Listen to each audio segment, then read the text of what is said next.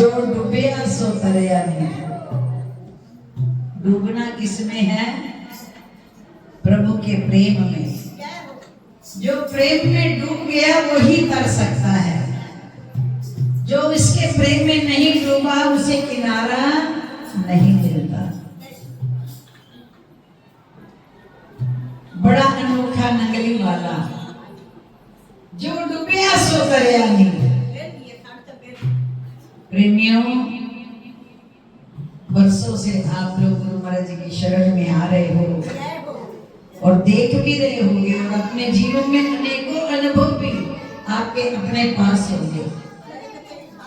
जिस भी कार्य में, जिस भी पल सतगुरु के प्रेम का भरोसा लिया और गुरु प्रेम में मन को डुबोया, उसी वक्त मुश्किलों से किनारा मिल गया।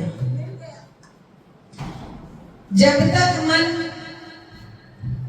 किसी दूसरे का आसरा लेकर रहता है, संसार में मन कभी माया का भरोसा लेता है, मेरे पास पैसा है मैं इससे जीत लूंगा।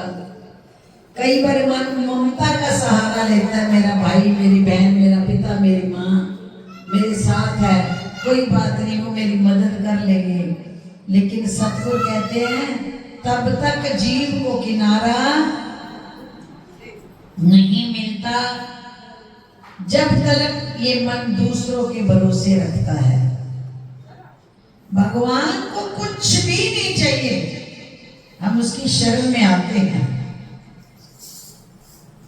आप अपने अनुभव में देखो, मत समझो किसी को, अपने जीवन के अनुभव पर विचार करके देखो कि जब कभी संसार की उलझनों से सताया हुआ मन गुरु के पास आता है तो सतगुरु के पास आकर के अगर तिल मात्र भी हमारा ख्याल अभी किसी ना किसी और किल्ली पे अड़ा होता है, तब तक हमारी बातचीत नहीं हो पाती,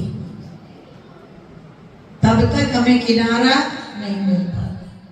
और जब मन सभी ख्यालों से खाली होकर के, हर तरफ से निराश होकर के, उदास होकर के और बिल्कुल बेआसरा होकर के केवल सतगुरु का आसरा लेता है तो पलों में बात बन जाती है। आप सोचते हैं कई लोग अपने 40 दिन मंदिर में गए, 40 दिन ये किया, लेकिन अपने दिल के तराजू पर तोल कर देखे, मंदिर भी गए, जोत भी जगाई, धूप बत्ती आरती भी की, लेकिन एक पलड़े पर तो भगवान का भरोसा, दूसरे पलड़े पर अपनी बुद्धि अकल का भी मान होता है। भगवान को हमसे कुछ चाहिए नहीं। उसने सृष्टि रचाई, उसने कुल जगत रचाया और एक एक को पाल रहा है। हम जब दुनिया में आए थे तो हमारे दांत भी नहीं थे, भेजा उसने दुनिया में, दांत भी नहीं थे और हाथ से उठाकर कुछ मुंह में डालने को भी सामर्थ्य नहीं थी। इतने पराधीन थे कि अपना पेट भरना भी नहीं जानते थे, तब भी उसने पेट भरने के लिए साधन दिया और संभाला और पाला। क्या जब बिल्कुल निराश्रित थे, कुछ भी सामर्थ्य नहीं थी, अभी आंख भी नहीं खुली थी, तो भी उसने हमारी पालना की और संभाला। और संसार में ऐसे ऐसे रंग देखते हैं, जन्म देने वाले छोड़कर चले जाते, प्रभु तो भी उन्हें पालता है, क्योंकि असल पिता और माता वही है।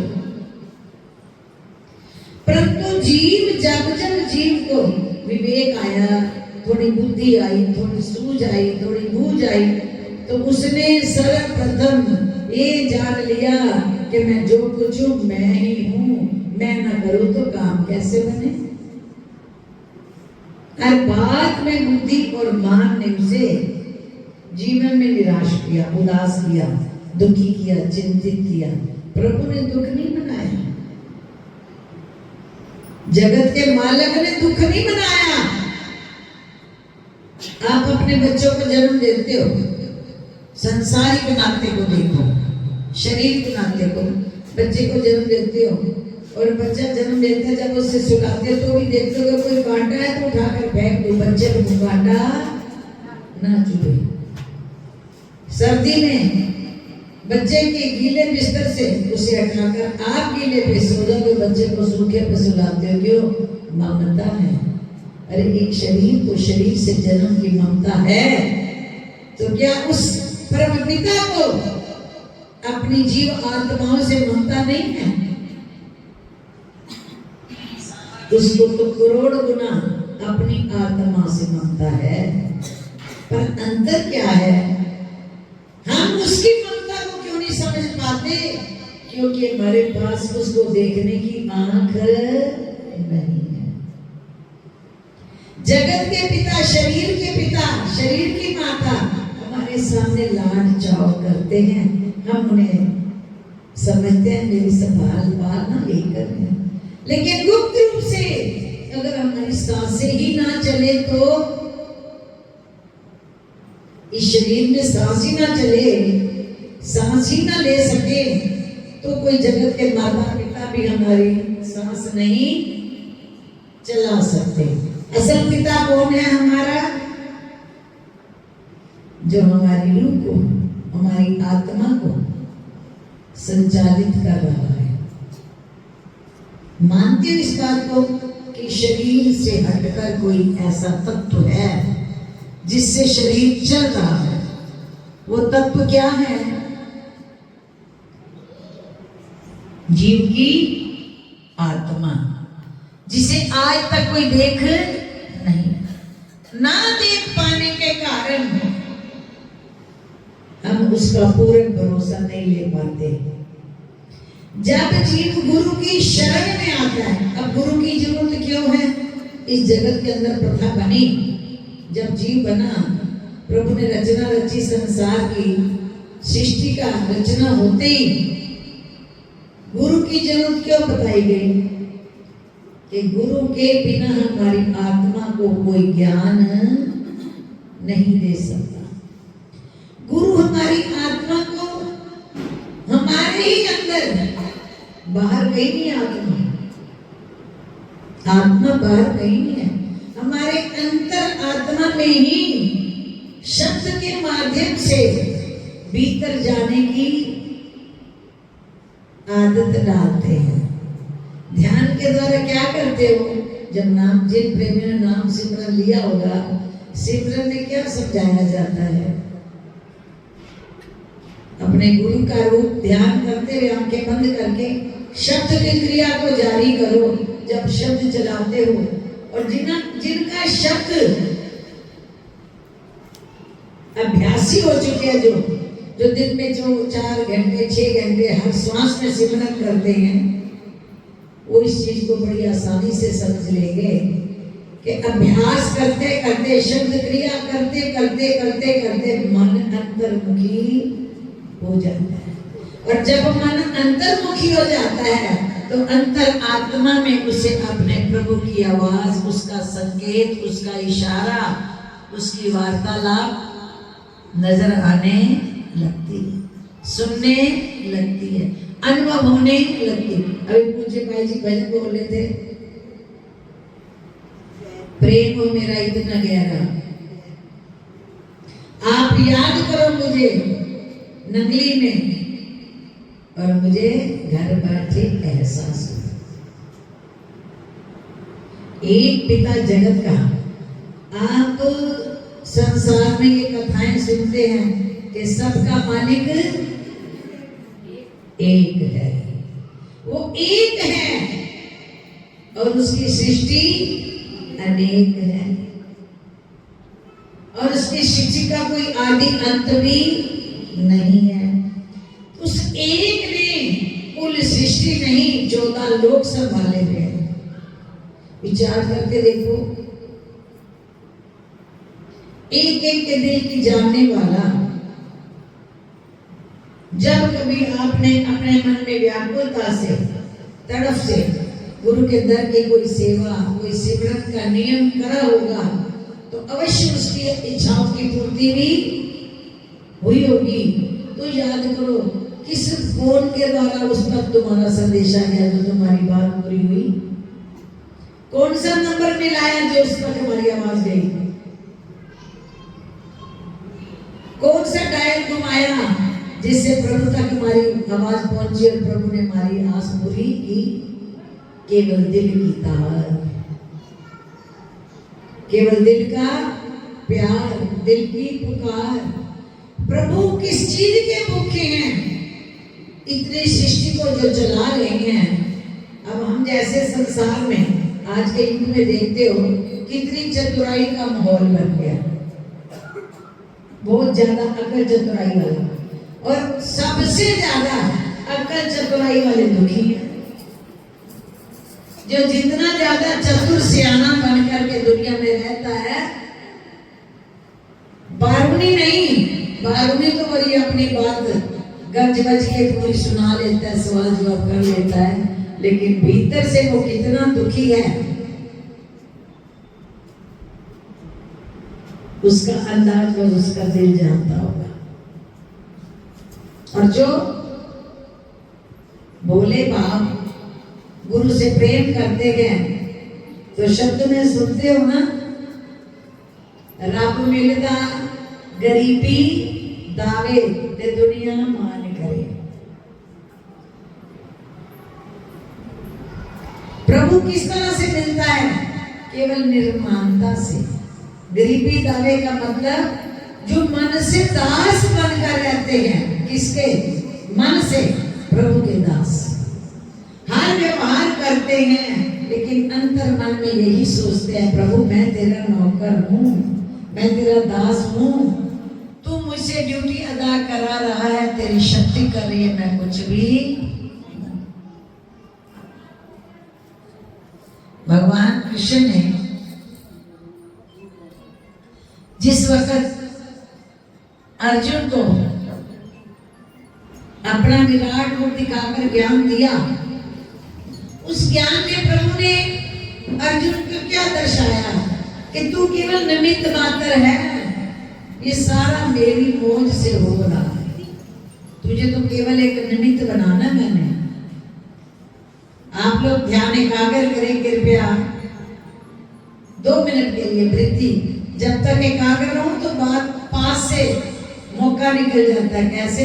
एक राजा ने अपनी बेटी का स्वयंवर रखा और स्वयंवर में शर्त क्या रखी कि मेरी बेटी की जो स्वयंवर की जगह होगी ऊंचाई में होगी और सबसे पहले जो बेटी के गले में वरमाला पहना देगा उसी से मैं बेटी की शादी कर दूंगा। अब ये बात तो किसी के लिए मुश्किल नहीं थी, किसी के लिए मुश्किल नहीं थी। एक राजकुमारी को स्वीकार करने के लिए सभी हाथ में माला लेकर के बैठे, बड़े लोग, जवान लड़के बैठे सभी। अब राजकुमारी जैसे ही ऊपर आई स्टेज पर, तो स्टेज पर आते ही उसने जो वस्त्र पहने हुए थे उन पे हीरे मोती मणियां लगी हुई थी।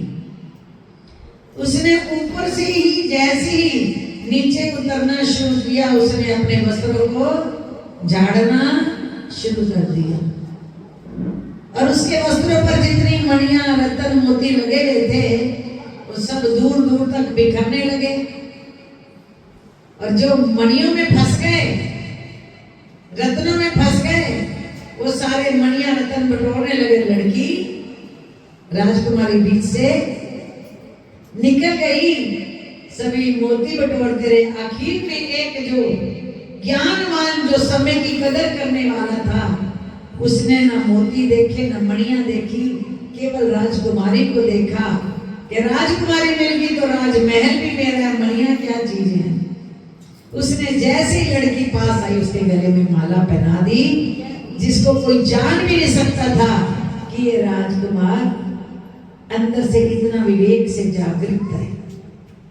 हम सत्संग में आते हैं, कई बार कोई ऐसी बात कीमती होती है, हम ध्यान बिखेर लेते हैं, कौन आया कौन गया, क्या पहना क्या, ध्यान बिखर जाता है, मौका हाथ से निकल जाता है, फिर काली के।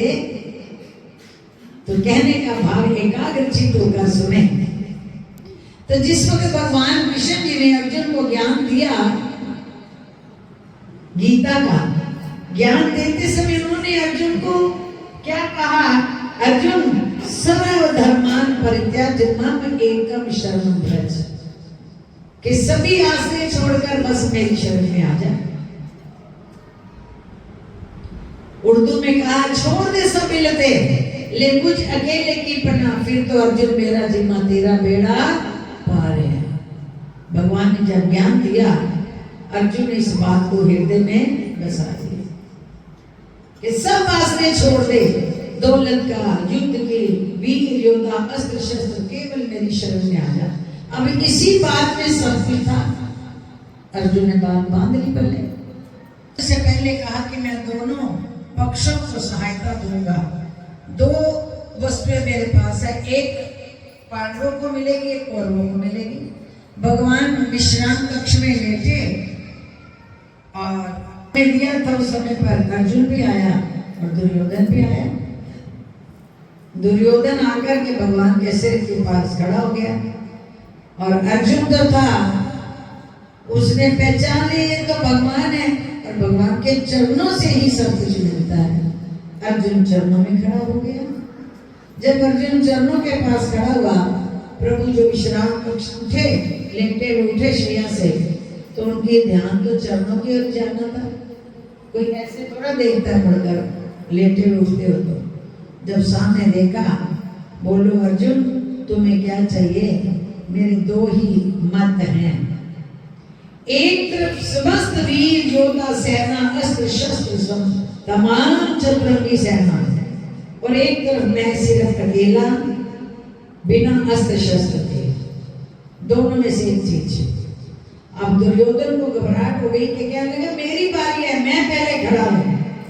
भगवान कहने लगे, उसको घबराहट हो गई, सेना वीर योद्धा ना मांग ले, युद्ध की जीतने के लिए तो सेना चाहिए, खाली हाथ कृष्ण को लेकर मैं क्या करूंगा? वो बीच में ही बोला तो भगवान बोले, देख अर्जुन, दुर्योधन, कहीं से भी कुछ लेने जाओगे तो हमेशा चरणों में जाकर मिलता है, सिर पे चढ़ के किसी से कुछ नहीं ले सकते। तो भगवान ने जब कहा कि मेरे पास दो चीजें हैं, उनमें से एक अर्जुन तू मांग ले, दूसरी दुर्योधन को दूंगा। अर्जुन कहने लगा, मुझे कुछ भी नहीं चाहिए, न सेना, न वीर, न अस्त्र, न शस्त्र, न योद्धा, न रथ, न घोड़े। तो भगवान बोले युद्ध करना है। कहने लगा, मुझे तो केवल आप चाहिए।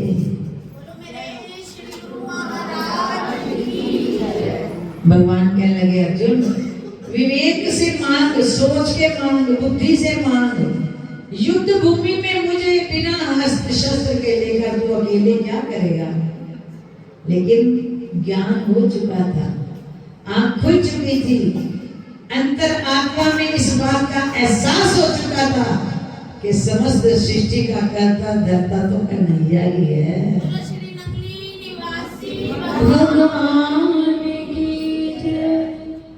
भगवान फिर कहने लगे, 3 बार मौका दूंगा, सोच के मांग। मैंने अस्त्र नहीं उठाना, शस्त्र नहीं उठाना, और बिना अस्त्र के भी कोई युद्ध जीता जा सकता है। मैं तो निहत्था कृष्ण हूं, तू निहत्थे कृष्ण को लेके क्या करेगा? फिर भी अर्जुन क्या बोला, मुझे निहत्था कृष्ण ही चाहिए। बोले जयकारा बोल मेरे श्री महाराज की जय। अब हम दरबार में आते हैं, हम देखते हैं कोई बहन काम कर रही है, किसके हाथ में सोना, किसके चांदी या कुछ भी है, हम उसकी मदद मांगते हैं। यहाँ सोचते हैं भगवान जी तो चौकड़ी मार के केवल स्वरूप बैठा, ये मेरा क्या कर लेंगे? लेकिन नहीं, गुरुदेव जी ना देवले ओ नादी हो गई बल्ले बल्ले, मेरा बाबा जी ना देवले ओ नादी हो गई बल्ले बल्ले, नहीं वाला जी ना देवले नादी हो गई बल्ले बल्ले, मेरा सोना जी ना देवले ओ नादी हो गई बल्ले बल्ले। हाथ पीछे मैनू दीदार कर लेने दे, हाथ पीछे पीछे मैनू दीदार कर लैण दे, जट पीछे मैनू दीदार कर लैण दे, गुरु चरणां नाल प्यार कर लैण दे, गुरु चरणां दे नाल प्यार कर लैण दे, गुरु चरणां दे नाल प्यार कर लैण दे, गुरु चरणां दे नाल प्यार कर लैण दे। इता दे दे ने हो, इता दे दे ने हो, इता दे दे ने पर पल्ले साडे होगी पल्ले, इता दे दे ने पर पल्ले साडे होगी पल्ले पल्ले, इता दे दे ने पर पल्ले साडे होगी पल्ले पल्ले। अभी वाला जिना दे मेरा बाबा जिना दे बल्ले साडी होगी बल्ले बल्ले, सोना जिना दे बल्ले साडी होगी बल्ले बल्ले, वाला जिना दे बल्ले साडी होगी बल्ले बल्ले, बाबा जिना दे बल्ले साडी होगी बल्ले बल्ले।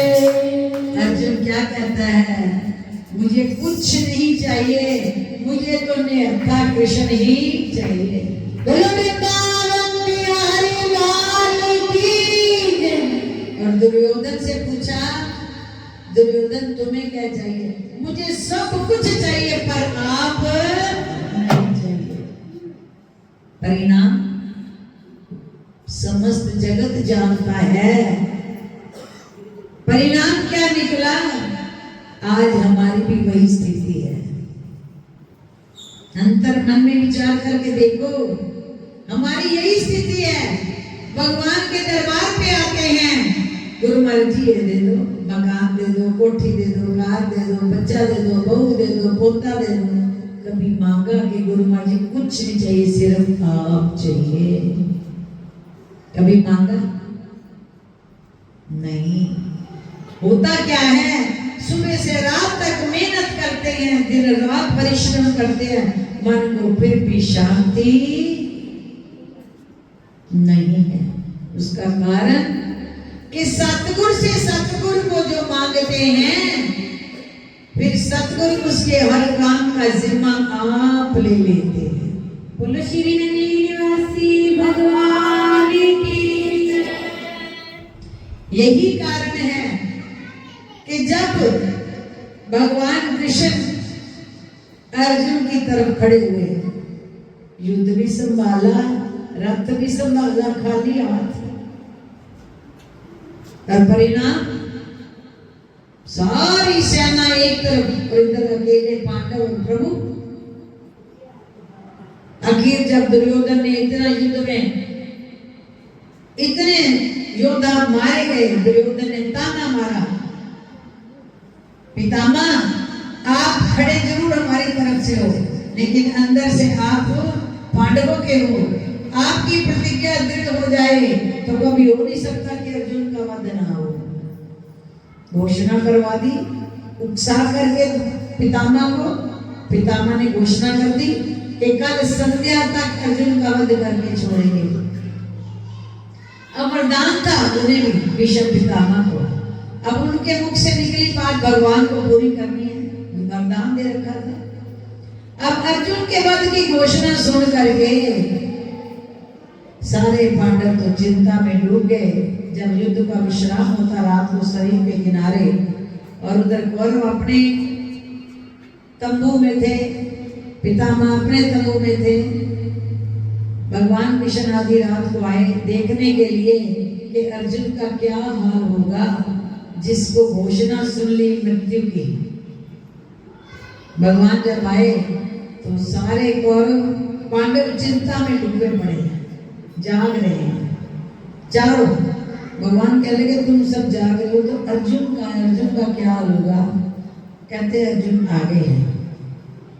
भगवान आए, कहने लगे पार, अर्जुन बड़ी गहरी नींद में खुराटे मार के सो रहा है, बड़ी गहरी नींद में। भगवान पास आए, कहने लगे पार उठो।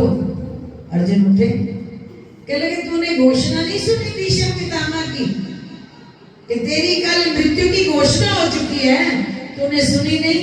ये सुनी है प्रभु। कहते जिसे ये पता लग जाए कल मेरी मृत्यु है, दृढ़ प्रतिज्ञा हो चुकी है, उसको नींद आती इतनी गहरी में। तो भगवान अर्जुन क्या कहता है, प्रभु जिसकी चिंता में आप जाग रहे हो निश्चिंत होकर क्यों नहीं सोएगा। बोलो श्री नंदी निवासी भगवान की जय।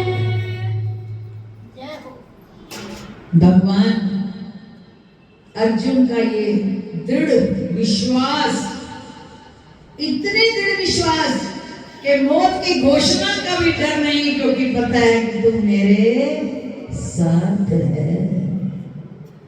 तो प्रभु अर्जुन को तो वही छोड़ा और आगे द्रौपदी के पास, द्रौपदी के पास आए, कहने लगी द्रौपदी घूंघट निकाल ले।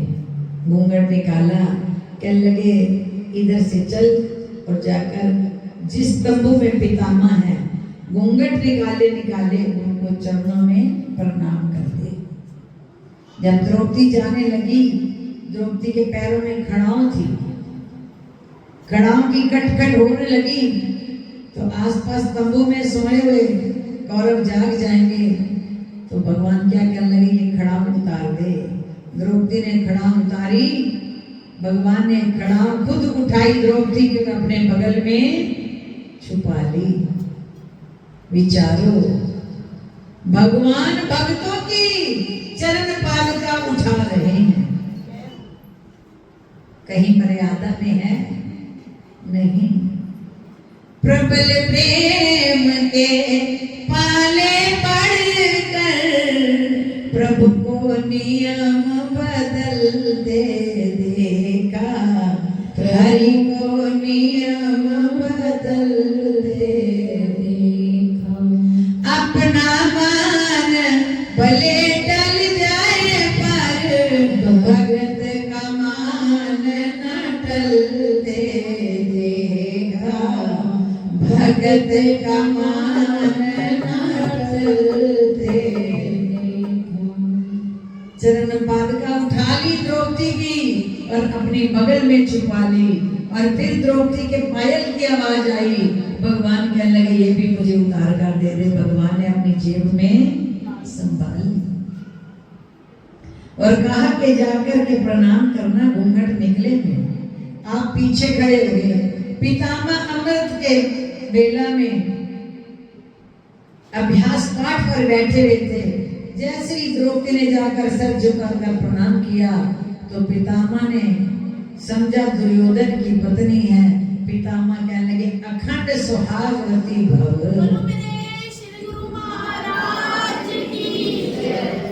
किसके मुख से आवाज निकलवाई? पितामह की प्रतिज्ञा थी। पितामह के ही मुंह से वचन कहलवा दिया। प्रभु क्या नहीं कर सकता? कोई कहे कि पितामह का वचन, भगवान ने वचन दिया मतलब टाल दिया, तो भगवान ने पितामह के मुंह से ही अखंड सुहागवती भाव जब कहलवाया, पीछे खड़े भगवान इशारा करने के द्रौपदी घूंघट हटा दे। जब द्रौपदी ने घूंघट हटाया और पितामह ने देखा ये द्रौपदी है, कहने लगे जरूर तेरे साथ छलिया है, छलिया तेरे साथ आया है। तो प्रेमियों, भगवान को मर्यादा तोड़ने में डर नहीं है, मर्यादा बनाने वाले नियम भी बदल देते हैं। आज संध्या के समय जब पितामह के मुंह से ही घोषणा हो गई थी, तो अर्जुन का वध कौन कर सकता था? जीत किसकी हुई? महाभारत के अंदर पांडवों की। क्यों हुई? केवल उन्होंने प्रभु को साथ लिया, बाकी सब कुछ त्याग दिया। हमें भी जिंदगी के अंदर प्रेमियों, अगर जीवन के हर मोड़ पर जीत चाहिए, तो सब आसरे छोड़ करके अपने सतगुरु का आसरा लो और पल पल जिसके वो साथ हैं, उसका कोई बाल कम का नहीं कर सकता। बोलो मेरे शिव गुरु महाराज की, नगरी निवासी भगवान की जय। बोलो मेरे स्वामी जी महाराज की जय।